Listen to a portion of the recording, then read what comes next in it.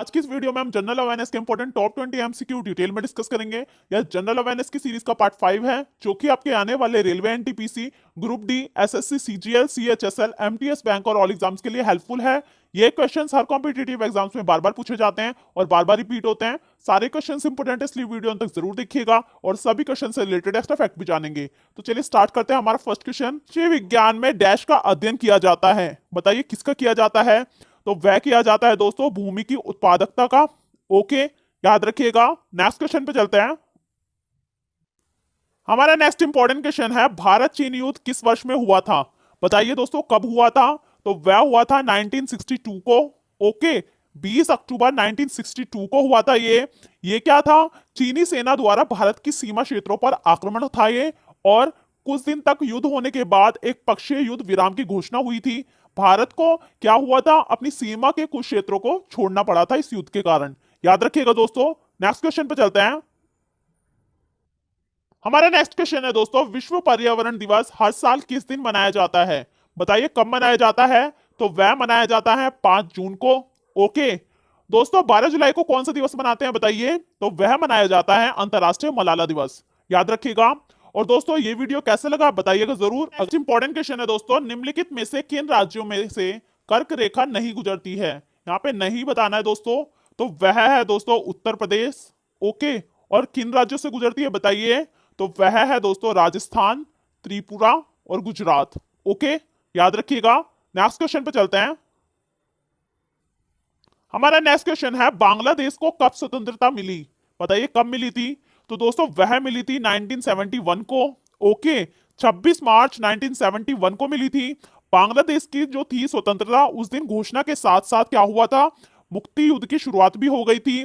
और अंत में 16 दिसंबर को एक ही वर्ष में हासिल की गई थी जीत। ठीक है, जो क्या करते हैं, विश्व दिवस के रूप में मनाया जाता है ये। याद रखिएगा दोस्तों। नेक्स्ट क्वेश्चन पे चलते हैं।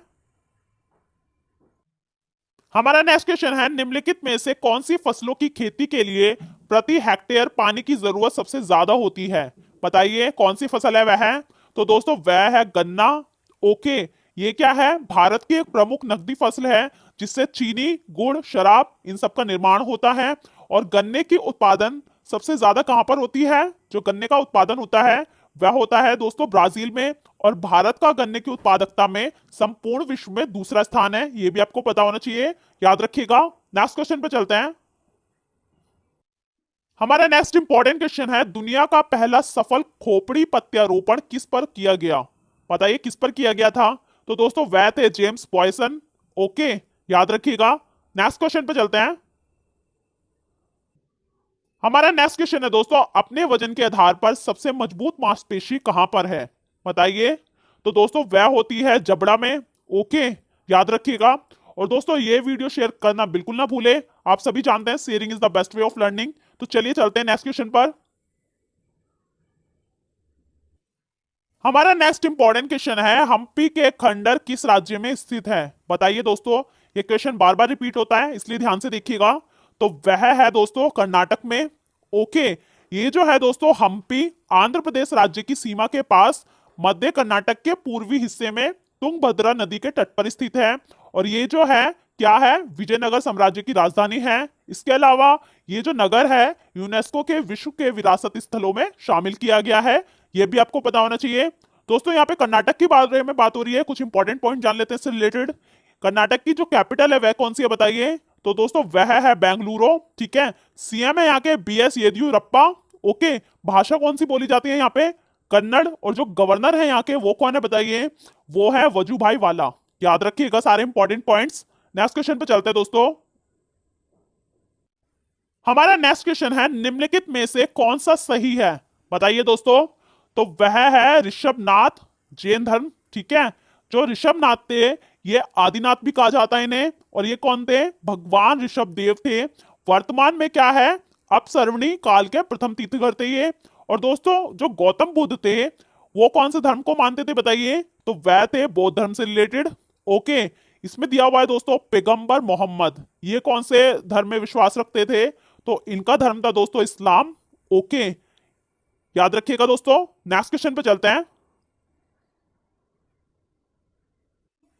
हमारा नेक्स्ट क्वेश्चन है ओजोन परत की रक्षा के लिए कौन सी संधि बनाई गई है? बताइए कौन सी संधि है वह? तो दोस्तों वह है मॉन्ट्रियल प्रोटोकॉल। ओके, इस संधि को हस्ताक्षर के लिए 16 सितंबर 1987 को खोला गया था और यह 1 जनवरी 1989 में प्रभावी हुई थी, याद रखिएगा। नेक्स्ट क्वेश्चन पे चलते हैं। हमारा नेक्स्ट क्वेश्चन है दोस्तों, गैस को तरल में बदलने की प्रक्रिया को क्या कहते हैं? बताइए क्या कहलाती है? तो वह है दोस्तों संघनन। ओके, याद रखिएगा। हमारा नेक्स्ट क्वेश्चन है दोस्तों, बेंगलोर में एक ट्रैफिक सर्कल का नाम निम्नलिखित में से किस पर रखा गया है? बताइए। तो दोस्तों वह है अनिल कुंबले। ओके, याद रखिएगा। नेक्स्ट क्वेश्चन पे चलते हैं। हमारा नेक्स्ट इंपॉर्टेंट क्वेश्चन है सीबीआई का पूरा नाम क्या है? फुल फॉर्म बतानी है। तो दोस्तों वह होती है सेंट्रल ब्यूरो ऑफ इन्वेस्टिगेशन, याद रखिएगा। नेक्स्ट क्वेश्चन पे चलते हैं। हमारा नेक्स्ट इंपॉर्टेंट क्वेश्चन है निम्नलिखित में से सबसे ज्यादा वन किस क्षेत्र में पाए जाते हैं? बताइए दोस्तों कौन सा क्षेत्र है वह? तो दोस्तों वह है मध्य प्रदेश।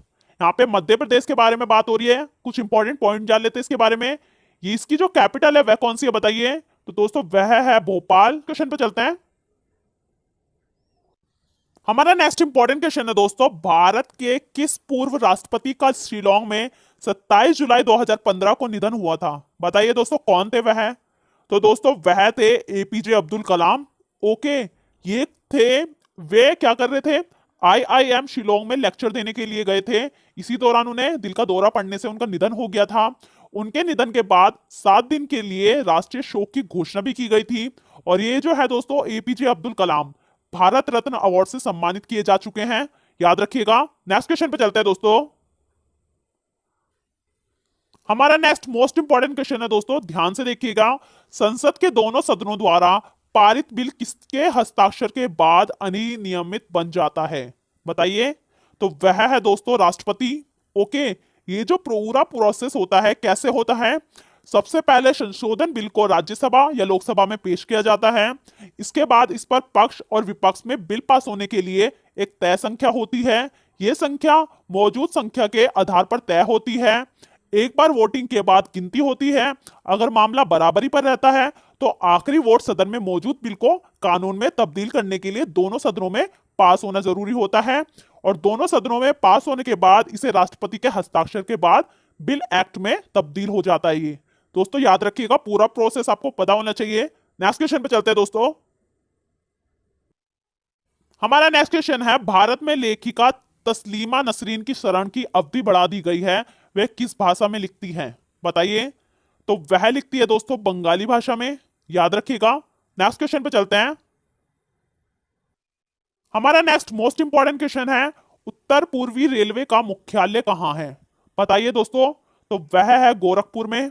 ओके, और दोस्तों ये जो गोरखपुर है सबसे लंबा रेलवे प्लेटफॉर्म भी है। इसकी लेंथ कितनी है बताइए? 1366.33 मीटर। ठीक है, और फुट में कितनी है? 4483 फुट, याद रखिएगा दोस्तों। नेक्स्ट क्वेश्चन पे चलते हैं। हमारा नेक्स्ट मोस्ट इंपॉर्टेंट क्वेश्चन है दोस्तों, भारत में पहली ट्रेन डैश के बीच चली थी? बताइए। तो वह थी दोस्तों बंबई और ठाणे के बीच में। ओके, भारत में रेलवे का विकास लॉर्ड डलहौजी, जिनका कार्यकाल था 1848 से लेकर 1856 तक, इनके कार्यकाल में हुआ था। और भारत में पहली ट्रेन 16 अप्रैल 1853 को बंबई से ठाणे 34 किलोमीटर के बीच चलाई गई थी।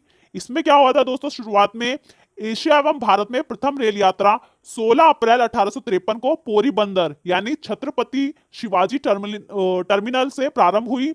और रेलगाड़ी को ब्रिटेन से मंगवाए 3 भाप इंजन कौन कौन से थे? सुल्तान, सिंधु तथा साहिब, ये सब खींच रहे थे। 20 डिब्बों में 400 यात्रियों को लेकर यह गाड़ी रवाना हुई और रेलगाड़ी ने 34 किलोमीटर का सफर सवा घंटे में तय किया। और ये जो थी शाम 4:45 ठाणे पहुंची थी, याद रखिएगा दोस्तों।